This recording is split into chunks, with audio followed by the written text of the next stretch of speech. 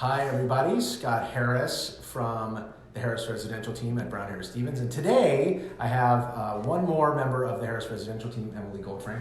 Hi Emily. Hi. How are you? Good, how are you? Great. Emily has been hiding and running from being on our Facebook Live, which is very unfortunate because you're a much faster runner than I am, so couldn't catch you. Finally caught you today. It's a rainy, kind of a yucky day in New York. Yeah, It's like a little like, So today we're going to complain a little bit, and not really, but we're going to talk about cooperative apartments. Emily Goldfrank grew up in co-ops for your whole life. Yeah, a whole bunch of them. And she's still friends with the doormen, and they're nice to you, and then you come back and like, oh, Emily, I remember when you were little, and all this other stuff. So co-ops are integral to apartment ownership in New York. But we work with lots of buyers who buy them, certainly sellers who sell them. Now and then there's surprises. And certainly we're thinking about successful people in New York, and they buy co-ops because they comprise 70% of the inventory here. Yeah. And so it's a surprise sometimes what co-ops put buyers through to do renovation or just to get approved. Recently we had a buyer who purchased in a co-op and signed a document that said, they didn't realize, that said they weren't going to be able to renovate for almost a year while the building did work. Needless to say, they were pretty upset. Yeah, I would be. And I don't know what you do when you're filling out an application and all of a sudden you're like, well, sorry, you want to apply to our building and you love the apartment, but you can't renovate for a year. You've already signed the contract. And it may be like a changed application. Yeah. So it got me thinking, I'm like, wow, buyers, a lot of buyers don't want to renovate. But at the same time, the apartments that have, that need renovation offer a lot of value. A lot of value, So yeah, especially right now. you have a great expressive face. So I wanted to read you this, something called an alteration agreement, which is, I'm not going to tell you which co-op because I don't want to, entangle our relationship with this particular co-op. But I just wanted to share some of these which seemed like they jumped out as crazy requirements for a renovation. For instance, number one, they require a cash deposit to the corporation of 10% of the estimated cost of the renovation in deposit. Now, like $5,000, $10,000, that sounds normal. But 10%, let's say you're spending $2 million. Yeah. You've got to put $200,000 into escrow just cause? Yeah, it seems a little... So that sounded crazy. Obviously, co-ops require you basically to take on responsibility for everything, which is nuts.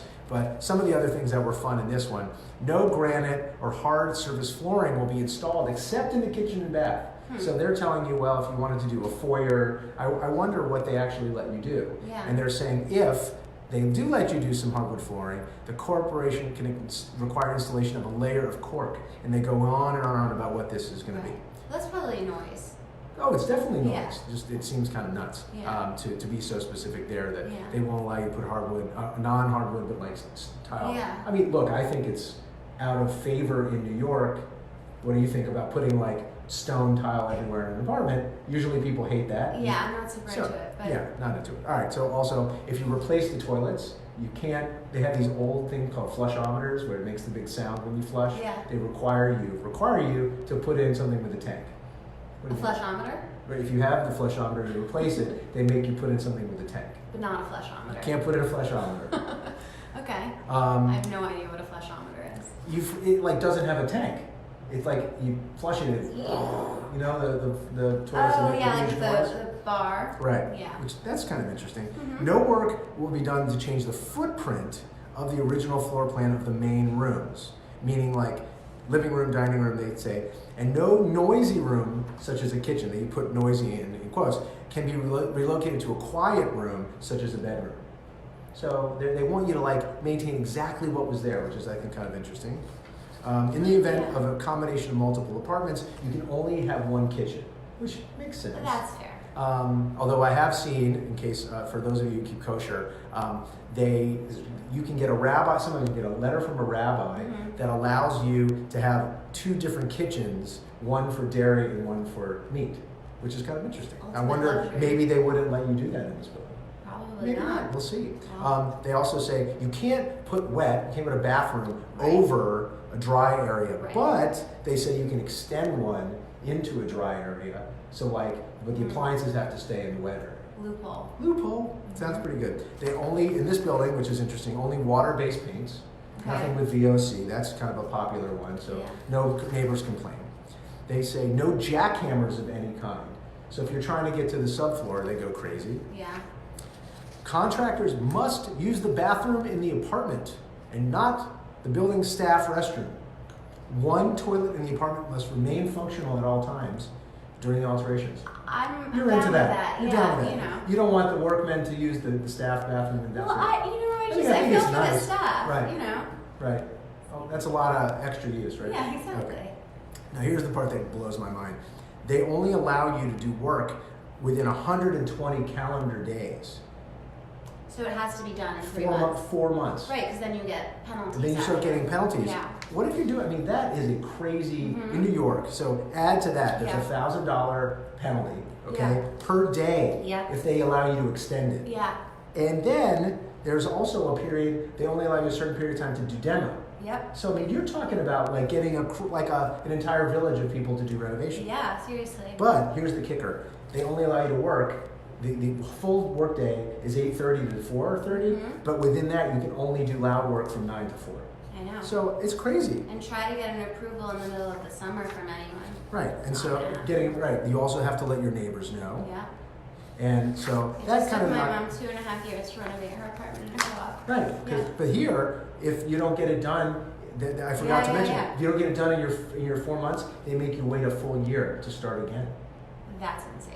That is crazy. Also, so at last one, a couple more. Asbestos, you have to file appropriate forms with the city. So you're getting a lot of stuff. Window replacement policy is crazy. I'm not going to Yes. go into it, but if windows aren't conforming and you want to change the windows, then you have to make them conform with landmarks. So then you get involved with landmarks. I know. Air conditioned units. They allow central air, thank God. Yes. Because if you're going to spend a boatload of You'll money lose a renovating, closet, but you get central air. Yeah. But they have a whole thing. You can't cut holes in the facade yep. because they're going nuts. And Depends they on do- kind of what floor you're at, though, right? And this is straight out of the 70s, but no whirlpool, no sauna, no jacuzzi, or motorized bathtub. Did they say anything about a waterbed? No steam generator, no waterbed. No, they didn't say anything about a waterbed, Okay. but I may have missed it. It's possible. All right, and then they give you all this exciting stuff about what you can use for floors. And lastly, you get to write this letter telling your neighbors when the work is going to be done. Is it any surprise that people get freaked out about not only do you have to pass the board and have significant liquidity, significant And it's post-closing, invasive. it's invasive on the front end, and then if you want to renovate, is it any surprise that why people want to buy new development, why there's a premium on renovated apartments, Sure. and why the unrenovated ones sit on the market for a while? I mean, it makes sense, but you can get a great deal. You can get a great deal. Yeah. Right, you just have to Yeah. pay the price with a lot of pain and sweat equity. Yeah. So- And on the plus side, after going through the board process, after going through a painstaking renovation process, my mom says her building feels like a neighborhood and a community, and Absolutely. she loves it. Right, so it's sort of like after the winter and you've suffered through the pain of the winter, then it's springtime and you completely forgot about all the pain. Yeah, And you're really cold. home. It's like giving birth, apparently. Not, I wouldn't know. I'm going to defer to Those other all people. the moms in the world to talk about that. And actually, I have 3 kids, so I can tell you, child raising when they're little is kind of a similar moment. You forget about the sleepless nights. So to put a very happy note at the end, thank you very much, because I've been kind of an interesting thought process here. Put a happy end on it. We do sell a lot of co-ops, and certainly. Generate kind of what we think is the price for that pain, right? There's the right price for everything, and I think ultimately co-ops, while sometimes they don't seem on their face to be cooperative, they're intending to make sure that the building and the quality of the community remains. Yeah.